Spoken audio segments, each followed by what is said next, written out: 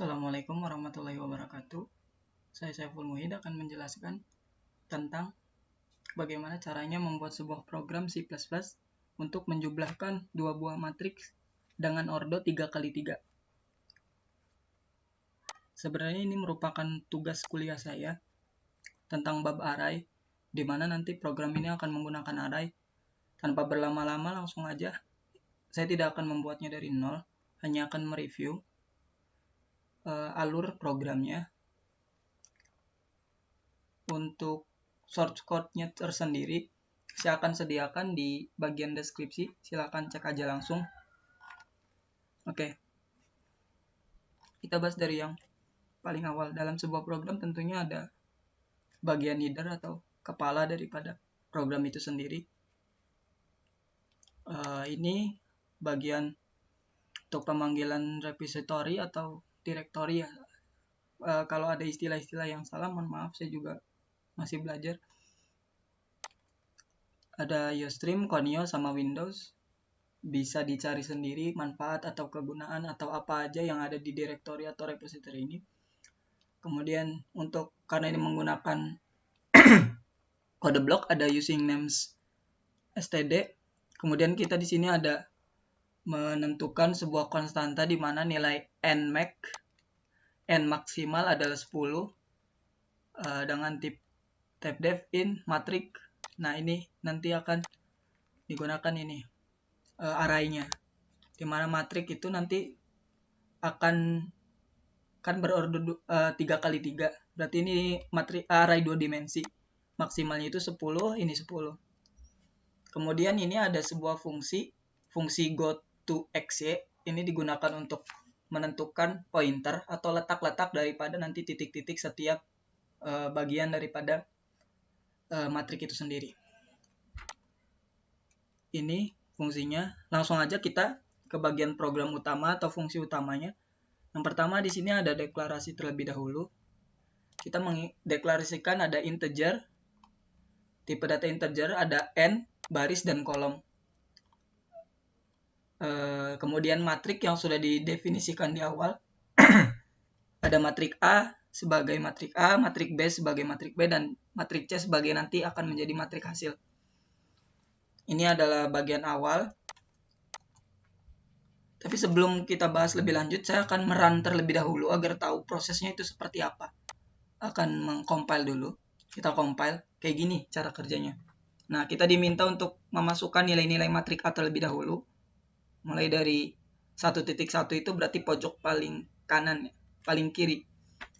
Kita gampangin aja angkanya. Karena ini matriks 3x3 berarti ada 9 elemen yang harus kita isi. Angkanya yang gampang aja. Oke. Nah, di sini akan menampilkan sebuah hasil. Yang pertama adalah menampilkan ulang matriks A dan matriks B. Kemudian matriks C atau matriks hasil akan menjumlahkan matriks A dan matriks B itu seperti itu. Kita lihat ke sini. Kembali lagi ke program. Karena ini matriks 3x3, kita sepakati n. N itu berarti baris dan kolom. Nah, kalau misalkan programnya itu tidak ditentukan matriks berapa kali berapa, ordo berapa, itu kita bisa menggunakan PQRS. Tapi karena di sini kita sudah jelas program penjumlahan matriks 3x3, maka kita n-nya itu 3. Artinya baris ke samping 3, baris ke bawah 3. Yang pertama kita meminta inputan untuk matriks A menggunakan perulangan for. Yang pertama perulangan baris, ada berapa baris? Jelas baris itu dimulai dari angka 1 dan di bawah n, artinya di bawah atau sama dengan n itu 3. Berarti ada 3 baris. Begitupun kolom. Ini akan terus bertambah sampai perulangan sampai titik n ini tercapai, yaitu 3. Berarti 3 kali kan. Begitupun dengan matriks B. Memasukkan nilai matriks B sama.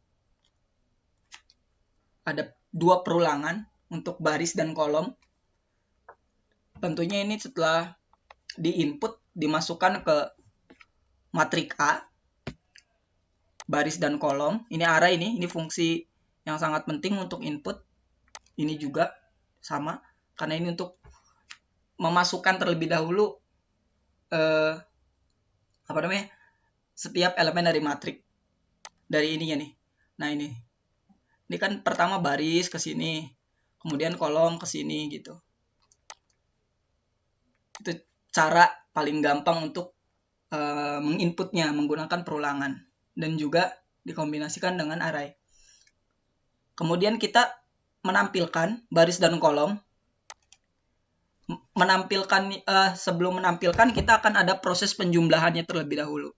Kalau proses penjumlahan itu gampang, masih sangat gampang rumusnya. Artinya kan elemen matrik A bagian ini dijumlahkan dengan ini, bagian ini dijumlahkan dengan ini, sehingga menghasilkan ini kan. Itu nggak perlu rumus yang sulit, rumusnya hanya ini.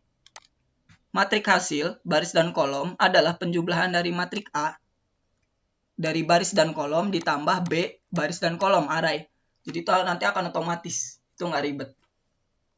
Kemudian ada penjumlahan. Setelah penjumlahan, kita tentunya ini prosesnya nih. Sebenarnya proses dari program ini ya ini, cuman ini doang gitu. Sisanya hanya menginput dan menampilkan. Kan kalau di sebuah sistem komputer ada input, proses, dan output. Nah ini pembagian dari sistem prosesnya. Kalau yang atas tadi input, sekarang output. Outputnya yang pertama menampilkan matrik A, sama sebenarnya. Ini cuman cot aja. Nah, tadi kan di atas ada fungsi goToXY. Fungsi goToXY ini akan menentukan pointer atau di mana letak penentuan daripada setiap elemen.